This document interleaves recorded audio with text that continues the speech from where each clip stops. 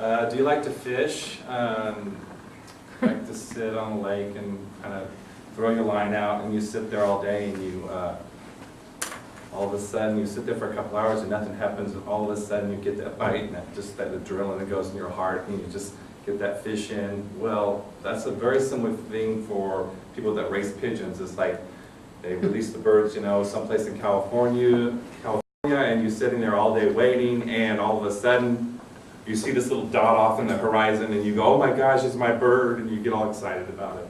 So I've been an avid pigeon fancier for, oh gosh, for over 20 years, and I'm a member of the Idaho Racing Pigeon Club. And so if you enjoy fishing, then you probably enjoy the sport of racing pigeons. So today, I'm going to be talking about the sport of racing pigeons.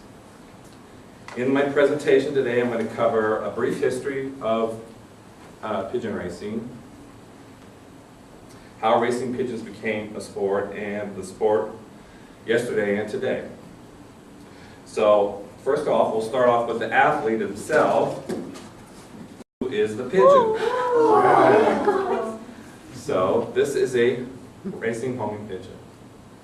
And you can see he's really powerful wings. Keeps him from getting caught by the hawk. And this bird here, he's been on several 500-mile races. So and also he has a little band on him that tells how old he is. So that's the athlete for the race. And if you want to come up and see him afterwards, you can kind of see me. Anyways, the pigeon is actually really a dove. It's not really the colomba, which is the Latin word for doves, but a pigeon is. And according to Homing Pigeon and Carter 2009 states the following, that the exact means by which a homing pigeon can travel great distances to find their home is not yet fully understood. Research indicates, however, a combination of navigational resources, sensitivity to the Earth magnetic field, ultraviolet light patterns in the sky, and to polarized sunlight, as well as recognition of landmarks on the Earth's surface. And the first pigeons were actually rock doves in Europe, and what happened was that they took all these pigeons, and people throughout the centuries that had pigeons, kings and the emperors of all these countries had these pigeons, and that they would fight in wars, and that they would have messengers to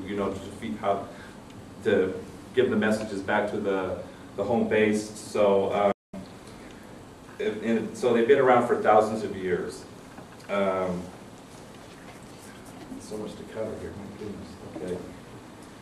So anyways, all these different breeds of pigeons were crossed to make the homing pigeon. There were they're called rollers that do acrobatics, and then there was a carrier pigeon and all these different pigeons. So they got these breeds together to create this super athlete. So he's really a hybrid. The first long distance pigeon race, according to Racing Pigeon, a Hobby and a Sport 2007 states, the first long distance pigeon race was in Belgium in 1818, which is recorded.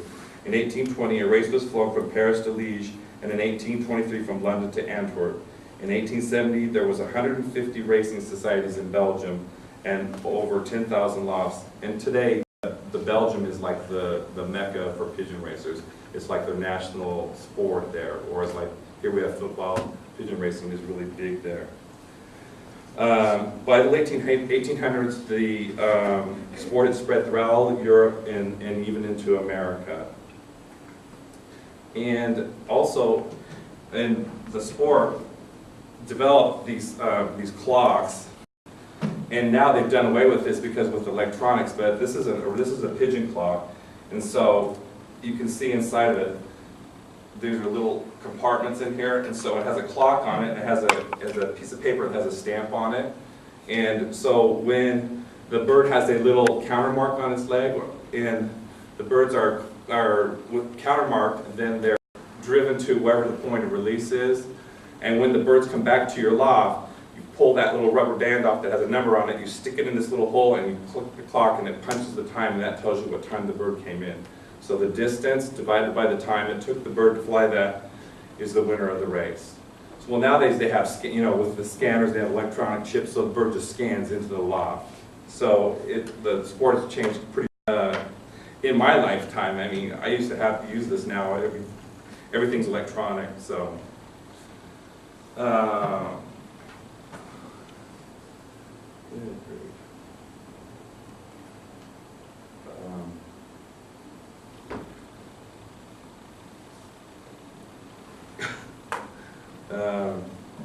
So I hope,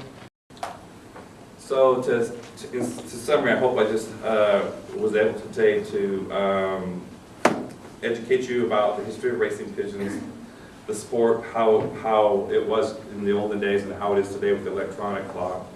And hopefully you'll be able to, that and pique your interest in the sport of racing pigeons. So, that's it.